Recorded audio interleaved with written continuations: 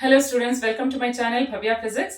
First P U C physics ಅಲ್ಲಿ important derivations ಅಥವಾ 5 marks questions ಯಾವುದು ಅಂತ ಹೇಳಿ ಇವತ್ತಿನ ವಿಡಿಯೋದಲ್ಲಿ ತಿಳಿಸ್ಕೊಡ್ತಾ ಇದ್ದೀನಿ ಮಕ್ಕಳೇ. So with solutions. ಸೊ ಈ ವಿಡಿಯೋನ ಎಂಡ್ವರೆಗೆ ನೋಡಿ, ತುಂಬಾನೇ ಹೆಲ್ಪ್ ಆಗುತ್ತೆ ನಿಮಗೆ. ಸೊ ಪಾರ್ಟ್ ಡಿ ಅಲ್ಲಿ ಬರುವಂತ ಯಾವ್ದೆಲ್ಲ ಇಂಪಾರ್ಟೆಂಟ್ ಕ್ವೆಶನ್ಸ್ ಇದೆ ಅದರ ಎಕ್ಸ್ಪ್ಲನೇಷನ್ ಇವತ್ತಿನ ವಿಡಿಯೋದಲ್ಲಿ ಮಾಡ್ತಾ ಇದ್ದೀನಿ ಮಕ್ಕಳೇ. ಮೊದಲಿಗೆ ನೋಡೋದಾದ್ರೆ ವೇವ್ಸ್ ಚಾಪ್ಟರ್ ನಲ್ಲಿರುವ ಎರಡು ಕ್ವೆಶನ್ಸ್ ಬರುತ್ತೆ. ಒಂದು ಓಪನ್ ಪೈಪ್, ಇನ್ನೊಂದು ಕ್ಲೋಸ್ಡ್ ಪೈಪ್. ಎರಡು ಇಂಪಾರ್ಟೆಂಟ್ ಆಗಿರುತ್ತೆ. ಸೊ ಕ್ಲೋಸ್ಡ್ ಪೈಪ್ ಅಲ್ಲಿ ಏನಿರುತ್ತೆ question, show that overtones in a closed pipe are only odd harmonics of the fundamental ಅಂತ ಬರುತ್ತೆ ಮಕ್ಕಳೇ. ಸೊ ಅದಕ್ಕೆ ನಾವು ಇಲ್ಲಿ 3 ಮೋಡ್ ಆಫ್ ವೈಬ್ರೇಷನ್ ತಗೋತೀವಿ. ಫಸ್ಟ್ ಥಿಂಗ್ ನಿಮ್ಗೆ ಏನ್ ಗೊತ್ತಿರ್ಬೇಕು ಅಂದ್ರೆ, ಇವಾಗ ನಾನು ಒಂದು ಇದು ತಗೋತಾ ಇದ್ದೀನಿ, ಸ್ಟ್ರೆಚ್ ಸ್ಟ್ರಿಂಗ್ ತಗೋತೀನಿ. ಸೊ ಈ ಸ್ಟ್ರಿಂಗ್ ಅನ್ನ ಎರಡು ಎಂಡ್ ಅನ್ನ ಕನೆಕ್ಟ್ ಮಾಡಿದೀನಿ. ಓಕೆನಾ, ಎರಡು ಎಂಡ್ ಕನೆಕ್ಟ್ ಆಗಿದೆ. ನೀವು ಇಲ್ಲಿ ಪ್ಲಗ್ ಮಾಡಿದಾಗ ಸ್ಟ್ರಿಂಗ್ ವೈಬ್ರೇಟ್ ಆಗುತ್ತೆ. ಸೊ ಈ ವೈಬ್ರೇಟ್ ಆದಾಗ ಇಲ್ಲಿ ಏನಾಗುತ್ತೆ, ಒಂದು ವೇವ್ ಹಿಂಗೆ ಮೂವ್ ಆಗುತ್ತೆ. Okay, transverse wave. ಈ ಎಂಡ್ ಅಲ್ಲಿ ಏನಾಗಿರುತ್ತೆ, ಈ ಎಂಡ್ ಅಲ್ಲಿ ಇದು ಆಬ್ಸ್ಟಕಲ್ ಆಗಿ ಆಕ್ಟ್ ಆಗುತ್ತೆ. ಸೊ ಏನಾಗುತ್ತೆ, ರಿಫ್ಲೆಕ್ಟ್ ಆಗುತ್ತೆ ವೇವ್. ಸೊ ವೇವ್ ರಿಫ್ಲೆಕ್ಟ್ ಆಗುತ್ತೆ. ಒಂದು ವೇವ್ ಈ ತರ ಹೋಗುತ್ತೆ, ಈ ರಿಫ್ಲೆಕ್ಟೆಡ್ ವೇವ್ ಅಪೋಸಿಟ್ ಡೈರೆಕ್ಷನ್ ಅಲ್ಲಿ ಹೋಗುತ್ತೆ. ಈ ಎರಡು ವೇವ್ ಸೂಪರ್ ಪೋಸ್ ಆದಾಗ ನಮ್ಗೆ ಸ್ಟೇಷನರಿ ವೇವ್ ಸಿಗುತ್ತೆ ಅಥವಾ ಸ್ಟ್ಯಾಂಡಿಂಗ್ ವೇವ್ ಸಿಗುತ್ತೆ. ಆ ಸ್ಟ್ಯಾಂಡಿಂಗ್ ವೇವ್ ಅಲ್ಲಿ ಏನಿರುತ್ತೆ ಅಂದ್ರೆ ಈ ತರ ಲೂಪ್ ಗಳಿರುತ್ತೆ ಮಕ್ಕಳೇ. ಸೊ ಇದನ್ನ, ಈ ಪ್ಯಾಟರ್ನ್ ಲೂಪ್ ಅಂತ ಹೇಳ್ತೀವಿ. ಇದು ಒಂದೇ ತರ ಇರ್ಬೇಕು ನೋಡಕ್ಕೆ, ಲೂಪ್ ಅಂತ ಹೇಳಿ ಹೇಳ್ತೀವಿ. ನಾನು 2 ಲೂಪ್ ಅಂತ ತಗೋತೀನಿ ಇಲ್ಲಿ ಇವಾಗ. ಸೊ ಇದನ್ನ ಲೂಪ್ ಅಂತ ಹೇಳಿ ಹೇಳ್ತೀವಿ. ಓಕೆನಾ. ಸೊ ಈ ಲೂಪ್ ಎಷ್ಟು ಲೆಂತ್ ಇರುತ್ತೆ ಅಂದ್ರೆ ಈ ತರ ಇರುತ್ತೆ ಇದು. ಸೊ ನೀವೇನ್ ಮಾಡ್ಕೊಳ್ಳಿ ಅಂದ್ರೆ, ಇದನ್ನ ಈಸಿಲಿ ನೆನ್ಪಿಡೋದು ಹೆಂಗೆ ಅಂದ್ರೆ, ನೋಡಿ, ಇದು ಕ್ರಸ್ಟ್ ಅಂತ ತಗೊಳ್ಳಿ, ಇದು ಟ್ರಫ್ ಅಂತ ತಗೊಳ್ಳಿ. ಅಂದ್ರೆ ಒಂದು ವೇವ್ ಆಯ್ತು. Crest and trough is equal to ಒಂದು ವೇವ್. ಒಂದು ವೇವ್ ನ ಲೆಂತ್ ಎಷ್ಟಿರುತ್ತೆ, ಒಂದು ವೇವ್ ಲೆಂತ್ ಲ್ಯಾಂಬ್ಡಾ. ಓಕೆನಾ. ಸೊ ಹಂಗಾದ್ರೆ 2 ಲೂಪ್ ಲೆಂತ್ ಎಷ್ಟು, 1 ಲ್ಯಾಂಬ್ಡಾ ಇರುತ್ತೆ. ಸೊ ಇದು ಒಂದು ಲೂಪ್, ಇದು ಇನ್ನೊಂದು ಲೂಪ್. ಸೊ ಇಲ್ಲಿ 2 ಲೂಪ್ಸ್ ಇರುತ್ತೆ. 2 ಲೂಪ್ಸ್ ನ ಲೆಂತ್ ಎಷ್ಟಾಗುತ್ತೆ ಮಕ್ಕಳೇ, 1 ಲ್ಯಾಂಬ್ಡಾ ಇರುತ್ತೆ. ಹಂಗಿದ್ರೆ ಒಂದು ಲೂಪ್, ಈಗ ಎಂಟೈರ್ ವೈರ್ ನಲ್ಲಿ ಒಂದೇ ಒಂದು ಲೂಪ್ ಇತ್ತು ಅಂದ್ರೆ ಅವಾಗ ಲೆಂತ್ ಎಷ್ಟು, λ/2. ಓಕೆನಾ. ಸೊ ಅಂಡ್ ಈ ಎಂಡಿಗೆ ನಾವ್ ಏನಂತ ಕರಿತೀವಿ, ನೋಡ್ ಅಂತೀವಿ ಮಕ್ಕಳೇ. ಇದೆಲ್ಲ ಪಾಯಿಂಟ್ ಗೊತ್ತಿರ್ಬೇಕು ನಿಮಗೆ. ಈ ಎಂಡಿಗೆ ನೋಡ್ ಅಂತೀವಿ. ಇಲ್ಲಿ ಏನಾಗುತ್ತೆ, particle of the medium are at rest. Okay, ಈಗ ವೇವ್ ಟ್ರಾವೆಲ್ ಆದಾಗ ಇಲ್ಲಿ ವೈರ್ ಅಲ್ಲಿ ಏನ್ ವೇವ್ ಟ್ರಾವೆಲ್ ಆಗುತ್ತೆ, ಟ್ರಾನ್ಸ್ವರ್ಸ್ ವೇವ್ ಮೂವ್ ಆದಾಗ particles of the medium vibrate ಆಗುತ್ತೆ. ಬಟ್ ನೋಡ್ ಅಲ್ಲಿ ಏನಾಗುತ್ತೆ, particles of the medium are at rest. So 2 point ಅಲ್ಲಿ ನೋಡ್ ಇರುತ್ತೆ. ಅಂಡ್ ನಾವ್ ಹಿಂಗೆ ನೋಡಿಂದ ಈ ಕಡೆ ಬಂದಂಗೆ ಏನಾಗುತ್ತೆ, different particles of the medium vibrate with different amplitude. So ಇಲ್ಲಿ ಮ್ಯಾಕ್ಸಿಮಮ್ ಸಿಗುತ್ತೆ. ಇಲ್ಲಿ ಆಂಪ್ಲಿಟ್ಯೂಡ್ ಜಾಸ್ತಿ ಇರುತ್ತೆ. ಇದನ್ನ ಆಂಟಿ ನೋಡ್ ಅಂತೀವಿ, ಆಂಟಿ ನೋಡ್ ಅಂತೀವಿ. ಓಕೆನಾ. ಇಲ್ಲಿ ಕ್ಲೋಸ್ಡ್ ಪೈಪ್ ಅಂದ್ರೆ ಏನು, ಸೊ ನೀವೀಗ ಎಲ್ಲಿಂದ ಸ್ಟಾರ್ಟ್ ಮಾಡ್ತೀರಾ ಅಂದ್ರೆ, ಫಸ್ಟ್ ಮೋಡ್ ಆಫ್ ವೈಬ್ರೇಷನ್ ಅಂದ್ರೆ ಫಂಡಮೆಂಟಲ್ ಮೋಡ್ ಆಫ್ ವೈಬ್ರೇಷನ್. ಇವಾಗ ನಾವ್ ಏನ್ ಮಾಡ್ತೀವಿ ಅಂದ್ರೆ, ಒಂದು ಟ್ಯೂನಿಂಗ್ ಫೋಕ್ ನ ವೈಬ್ರೇಟ್ ಮಾಡಿ ಈ ಪೈಪ್ ಮೇಲೆ ಇಟ್ಕೋಬೇಕು. ಇದು ಪೈಪ್, ಆರ್ಗನ್ ಪೈಪ್. ಇಲ್ಲಿ ಇಟ್ಕೊಂಡಾಗ ಏನಾಗುತ್ತೆ, ಇಲ್ಲಿರುವ ಏರ್ ಪಾರ್ಟಿಕಲ್ಸ್, ಈ ಪೈಪ್ ಒಳಗಡೆ ಏರ್ ಪಾರ್ಟಿಕಲ್ಸ್ ಇರುತ್ತೆ. ಈಗ ನೀವು ಎಕ್ಸಾಂಪಲ್ ಫ್ಲೂಟ್ ತಗೊಳ್ಳಿ. ಫ್ಲೂಟ್ ನ ನೀವು ಬ್ಲೋ ಮಾಡ್ತೀರಿ. ಬ್ಲೋ ಮಾಡಿದಾಗ ನಿಮಗೊಂದು ಸೌಂಡ್ ಬರುತ್ತೆ. ನೀವು ಹೆಂಗ್ ಬ್ಲೋ ಮಾಡ್ತೀರಿ ಅದೇ ತರ ಸೌಂಡ್ ಬರುತ್ತೆ ಅಲ್ವಾ. ಅಂದ್ರೆ ಏನಾಗುತ್ತೆ, ಇಲ್ಲಿರುವ ಏರ್ ಇದೆಯಲ್ವಾ, air trapped in the pipe, ಅದನ್ನ ಏರ್ ಕಾಲಮ್ ಅಂತೀವಿ. Air trapped in the pipe vibrates. Okay. So ಯಾವಾಗ ನೀವು ಇಲ್ಲಿ ವೈಬ್ರೇಟಿಂಗ್ ಟ್ಯೂನಿಂಗ್ ಫೋರ್ಕ್ ಇಟ್ಕೋಬೇಕು, ಇಲ್ಲೊಂದು ಟ್ಯೂನಿಂಗ್ ಫೋರ್ಕ್, ವೈಬ್ರೇಟ್ ಆಗೋ ಟ್ಯೂನಿಂಗ್ ಫೋರ್ಕ್ ಇಟ್ಕೋತೀರಾ. ಅವಾಗ ಈ ಪಾರ್ಟಿಕಲ್ಸ್, ಏರ್ ಪಾರ್ಟಿಕಲ್ಸ್ ಎಲ್ಲ ಡಿಸ್ಟರ್ಬ್ಡ್ ಆಗುತ್ತೆ. ಡಿಸ್ಟರ್ಬ್ಡ್ ಆದಾಗ ಆ ಪಾರ್ಟಿಕಲ್ ಪುಷ್ ಆಗುತ್ತೆ, ಕೆಳಗೆ ಹೋಗುತ್ತೆ. ಹಂಗೆ ಅದು ನೆಕ್ಸ್ಟ್ ಲೇಯರ್ ಇರೋ ಪಾರ್ಟಿಕಲ್ ನ ಪುಷ್ ಮಾಡ್ಕೊಂಡು ಹೋಗ್ತಾ ಇರುತ್ತೆ. ಸೊ ಅವಾಗ ಇಲ್ಲಿ ರೇರ್ ಫ್ಯಾಕ್ಷನ್ ಕಂಪ್ರೆಷನ್ ಅನ್ನುವ ರೀಜನ್ ಕ್ರಿಯೇಟ್ ಆಗುತ್ತೆ. ಅಂದ್ರೆ there is a variation in the air particles. Okay, variation in the medium. ಇಲ್ಲಿ ಯಾವ ಮೀಡಿಯಂ ಇರುತ್ತೆ, ಇಲ್ಲಿ ಏರ್ ಮೀಡಿಯಂ ಇರುತ್ತೆ. So variation in the pressure takes place. ಆ ಪ್ರೆಷರ್ ವೇರಿಯೇಷನ್ ಅನ್ನು ಏನಂತ ಕರಿತೀವಿ ನಾವು, ಲಾಂಗಿಟ್ಯೂಡಿನಲ್ ವೇವ್ ಅಂತೀವಿ. ಸೊ ಈ ಲಾಂಗಿಟ್ಯೂಡಿನಲ್ ವೇವ್ ಕೆಳಗೆ ಹೋಗುತ್ತೆ ಮಕ್ಕಳೇ. ಈ ಎಂಡ್ ಅಲ್ಲಿ ಆಬ್ಸ್ಟಕಲ್ ಇದೆ, ಬಿಕಾಸ್ ಇದು ಕ್ಲೋಸ್ಡ್ ಪೈಪ್. ಇಲ್ಲಿ ಆಬ್ಸ್ಟಕಲ್ ಇರುವಾಗ ಏನಾಗುತ್ತೆ, ಅದು ರಿಫ್ಲೆಕ್ಟ್ ಆಗುತ್ತೆ. So 2 wave, incident wave and reflected wave, or downward wave and upward wave, these 2 wave superpose ಆದಾಗ ನಮ್ಗೆ ಏನ್ ಪ್ಯಾಟರ್ನ್ ಸಿಗುತ್ತೆ, ಲೂಪ್ ಸಿಗುತ್ತೆ. Is it clear student? Loop ಅಂದಾಗ ಈ 2 ಎಂಡ್ ನೋಡ್ ಆಗಿರುತ್ತೆ, ಮಿಡಲ್ ಆಂಟಿ ನೋಡ್ ಇರುತ್ತೆ. ಆಂಟಿ ನೋಡ್ ಅಂದ್ರೆ ಏನು, ಇಲ್ಲಿ ಪಾರ್ಟಿಕಲ್ ಜಾಸ್ತಿ ವೈಬ್ರೇಟ್ ಆಗತ್ತೆ, ನೋಡ್ ಅಲ್ಲಿ ಪಾರ್ಟಿಕಲ್ ರೆಸ್ಟ್ ಅಲ್ಲಿ ಇರುತ್ತೆ. ಯಾವ particle? Medium, particles of the medium. ಈಗ ನೀವು ಸ್ಟ್ರೆಚ್ಡ್ ರೋಪ್ ಅಥವಾ ವೈರ್ ಬಗ್ಗೆ ಮಾತಾಡ್ತಾ ಇದ್ರೆ ರೋಪ್ ಪಾರ್ಟಿಕಲ್ಸ್ ಇರುತ್ತೆ. ಇಲ್ಲಿ ಏರ್ ಪಾರ್ಟಿಕಲ್ಸ್, ಓಕೆ, ಪೈಪ್ ಅಲ್ಲಿ air particles. Air particles are at rest at node and it is vibrating with maximum displacement at antinode. ಈ ಪಾಯಿಂಟ್ ಗೊತ್ತಿರ್ಬೇಕು ನಿಮಗೆ.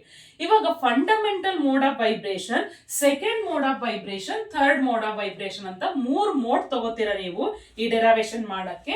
ಸೊ ಫಂಡಮೆಂಟಲ್ ಮೋಡ್ ಅಂದ್ರೆ ಇದ್ರಕ್ಕಿಂತ ಪಾಸಿಬಿಲಿಟಿ ಲೀಸ್ಟ್ ಪಾಸಿಬಲ್ ಇಲ್ಲ, ಇದೇ list possible ಅಂದ್ರೆ fundamental mode of vibration.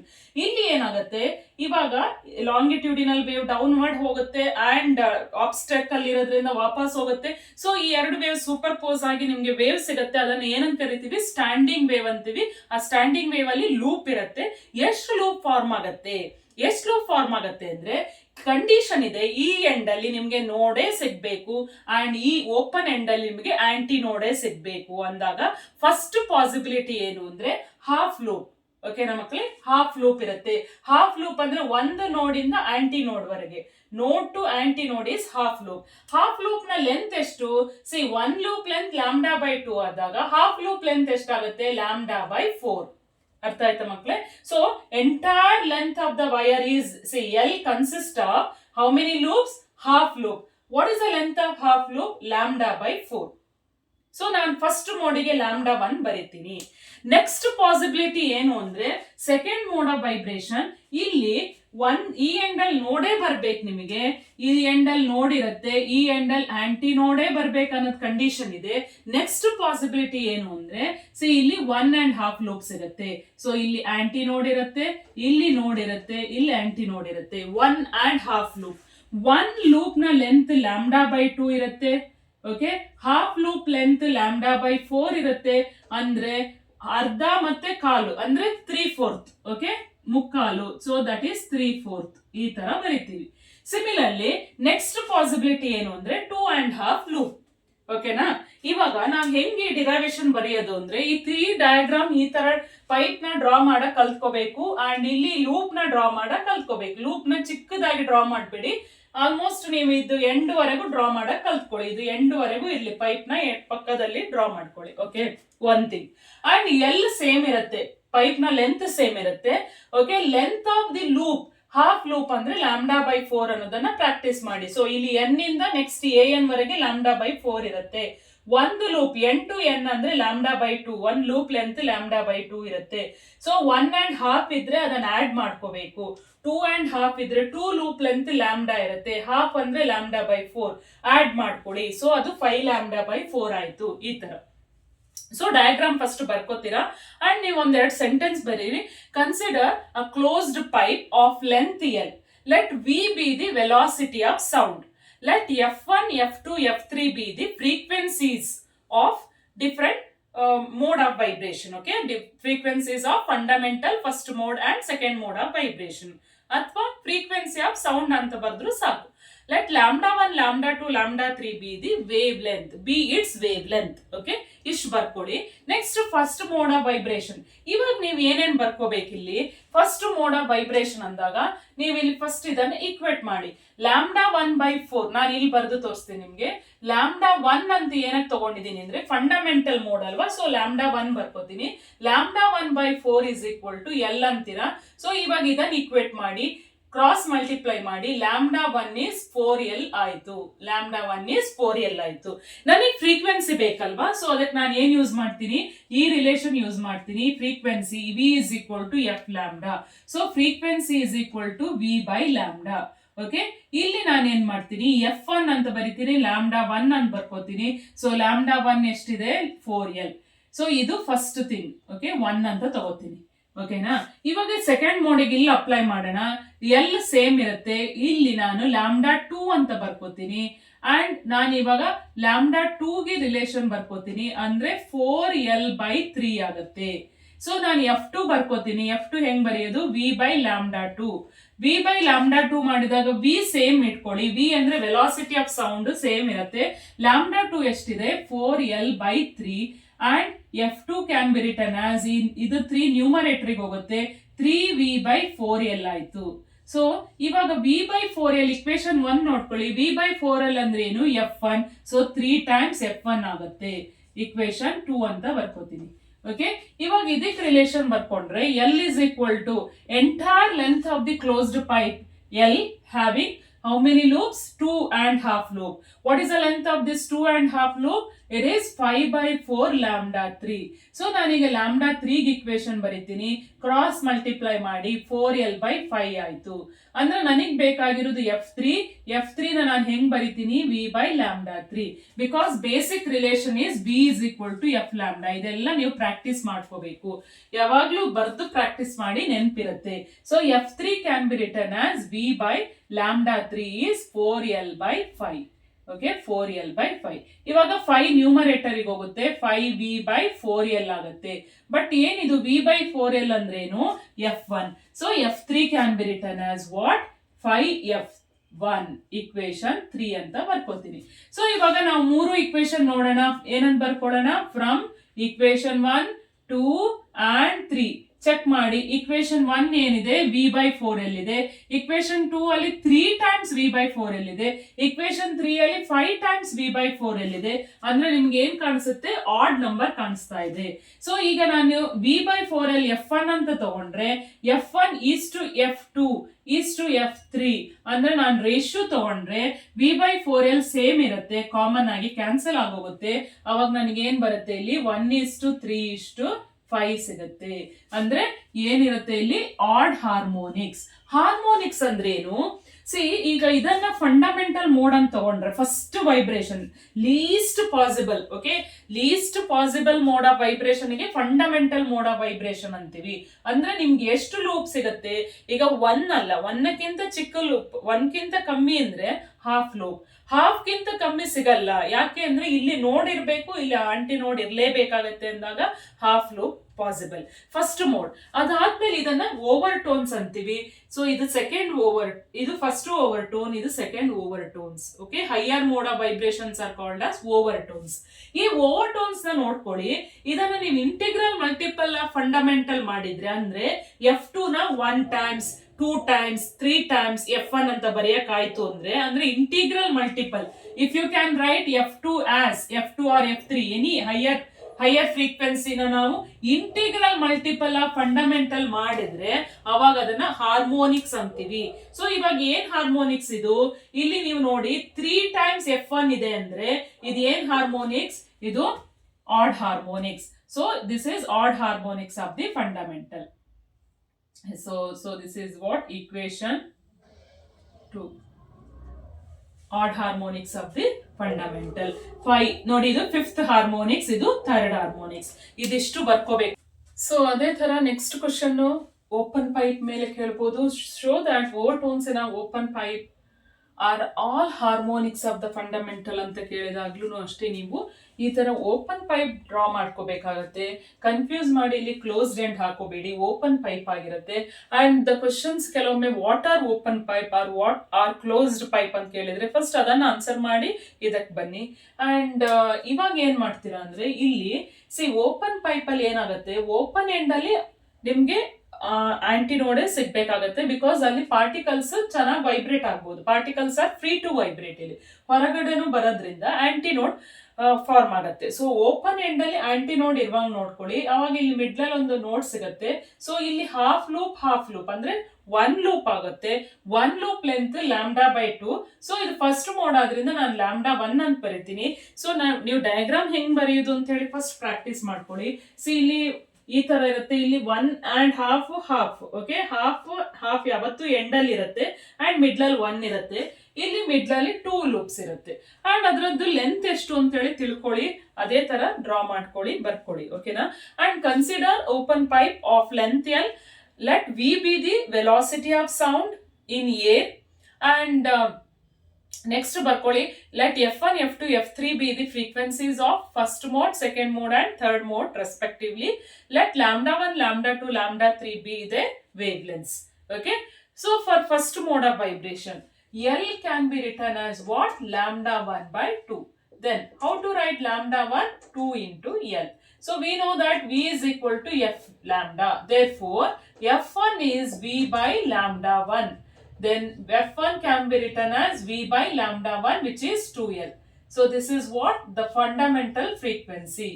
Okay. So for second mode, again you equate L and lambda 2. So therefore lambda 2 can be written as L. We need F2. F2 is V by lambda 2, which is F2 is equal to V divided by L. ನೀವು ಇದೇ ಇಷ್ಟೇ ಇಟ್ಬಿಟ್ರೆ ನಿಮಗೆ compare ಮಾಡಕ್ ಆಗಲ್ಲ fundamental mode ಜೊತೆ.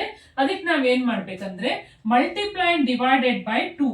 Okay, 2V by 2L ಈ ತರ ಬರ್ಕೊಳ್ಳಿ. So 2V by 2L, where V by 2L ಏನು? V by 2L is nothing but fundamental mode. Therefore F2 can be written as 2F1.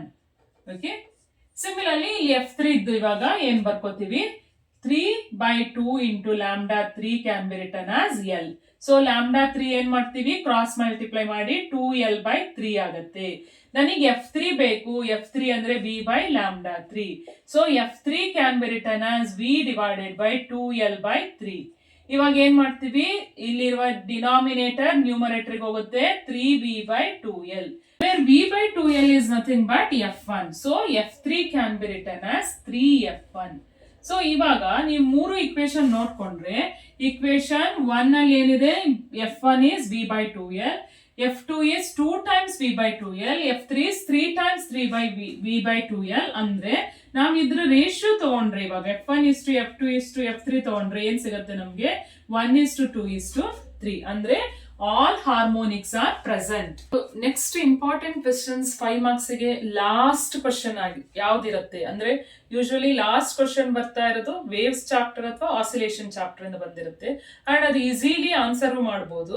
So ನಾನು waves chapter 2 ಹೇಳಿದೀನಿ, close pipe, open pipe. ಅಲ್ಲದೆ progressive wave difference and stationary wave and progress wave difference ಕೇಳಬಹುದು.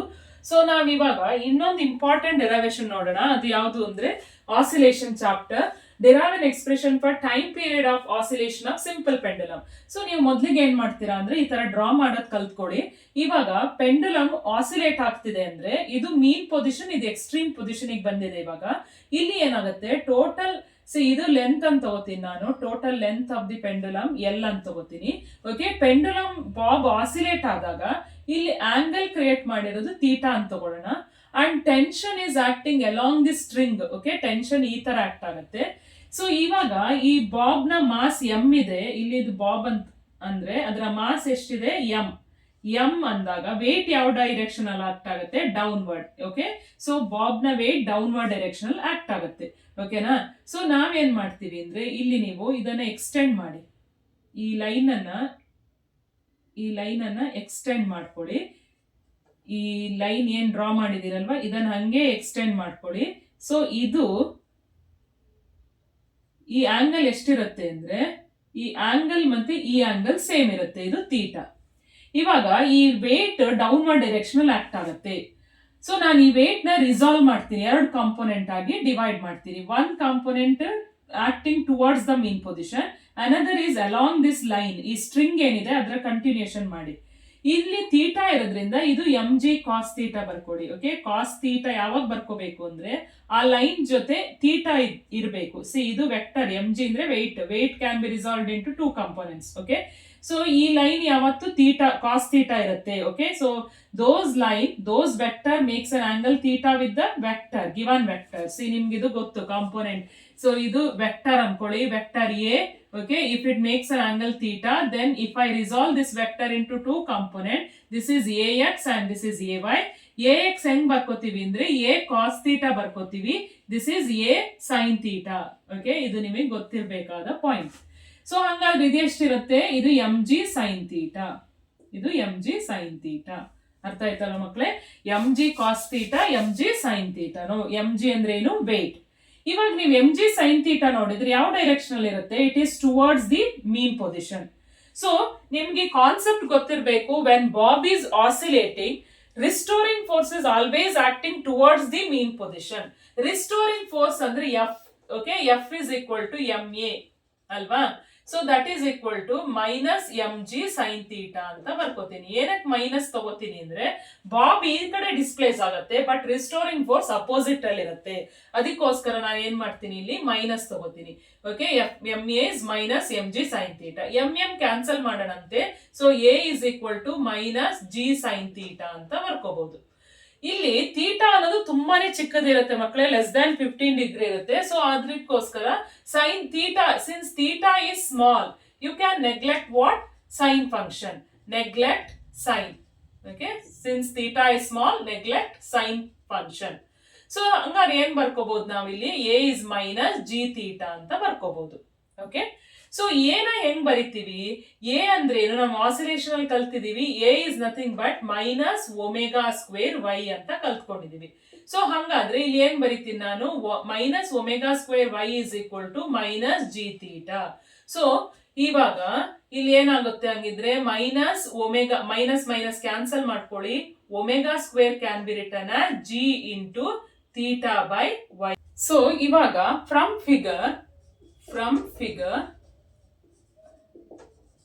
So ನಾವು tan theta ಹೆಂಗ್ define ಮಾಡ್ತೀವಿ, tan of theta ಅಂದ್ರೆ that is nearly equal to theta. ಯಾಕೆ ಅಂದ್ರೆ if theta is very small, tan theta is equal to theta. But tan theta ಹೆಂಗ್ define ಮಾಡ್ತೀನಿ, opposite by adjacent.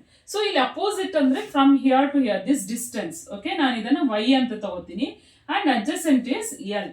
So tan theta is equal to opposite is Y by L. Okay, Y by L. ಇಲ್ಲಿ substitute ಮಾಡೋಣಂತೆ. So omega square is equal to G by y into theta is Y by l. So y cancel ಆಗುತ್ತೆ, g by l ಸಿಗತ್ತೆ. ಅಂದ್ರೆ omega ಅಂದ್ರೆ ಏನು, omega is square root of G by l ಆಯ್ತು. ಇವಾಗ omega ನಾವು ಹೆಂಗ್ ಬರ್ಕೋತೀವಿ, 2 pi by T, angular velocity ಅಥವಾ ಆಂಗ್ಯುಲರ್ ಫ್ರೀಕ್ವೆನ್ಸಿ ಅಂತೀನಿ, 2 pi by T, that is equal to root g by l. ನನಗ್ ಬೇಕಾಗಿರೋದೇನು, ಟೈಮ್ ಪೀರಿಯಡ್. ಟೈಮ್ ಪೀರಿಯಡ್ ನಾವು ಹೆಂಗ್ ಕ್ಯಾಲ್ಕುಲೇಟ್ ಮಾಡ್ತೀವಿ, ಸಿ ಈಗ ಇದನ್ನ ನಾನು 1 ಬೈ ಟಿ ಹಂಗೆ ಬರ್ಕೋತೀನಿ. 1 by T is equal to, ಈ ಕಡೆ ಏನಾಗುತ್ತೆ ಇದನ್ನ ಸಿ, ಇವಾಗ ಟಿ ನಾನು ಈ ಕಡೆ ತಗೋತೀನಿ, ಕ್ರಾಸ್ ಮಲ್ಟಿಪ್ಲೈ ಮಾಡೋಣ, ಟಿ ಈ ಸೈಡ್ ಬರುತ್ತೆ. ಓಕೆ, ಉಳಿದಿದ್ದೆಲ್ಲ ಈ ಕಡೆ ಬರುತ್ತೆ. ಅಂದ್ರೆ ಸಿ ಇದು ಡಿನಾಮಿನೇಟರ್ಗೆ ಹೋಯ್ತು. So square root of G by L ಆಗುತ್ತೆ, ಕ್ರಾಸ್ ಮಲ್ಟಿಪ್ಲೈ ಮಾಡಿದೀನಿ ನಾನು. ಅಂದ್ರೆ ನಾವ್ ಹೆಂಗ್ ಬರ್ಕೋಬಹುದು, T is equal to 2 pi square root of, ಇಲ್ಲಿ ನೋಡಿ ಇದು ಡಿನಾಮಿನೇಟರ್ ಆಫ್ ಡಿನಾಮಿನೇಟರ್ ಅಲ್ಲಿ ಇದೆ, ಸೊ ಅದು ನ್ಯೂಮರೇಟರ್ ಬರುತ್ತೆ, ಎಲ್ ಬೈ ಜಿ. ಇದು ಫೈನಲ್ ಎಕ್ಸ್ಪ್ರೆಷನ್. ಓಕೆನಾ ಸ್ಟೂಡೆಂಟ್? ಸೊ ಈ ತರ ನಾವು ಡೆರಿವೇಶನ್ ಮಾಡ್ತೀವಿ, ಸ್ವಲ್ಪ ಪ್ರಾಕ್ಟೀಸ್ ಮಾಡ್ಕೋಬೇಕಾಗತ್ತೆ ನೀವು. ಇದು ಒಂದು ಇಂಪಾರ್ಟೆಂಟ್ 5 ಮಾರ್ಕ್ಸ್ ಕ್ವೆಶ್ಚನ್.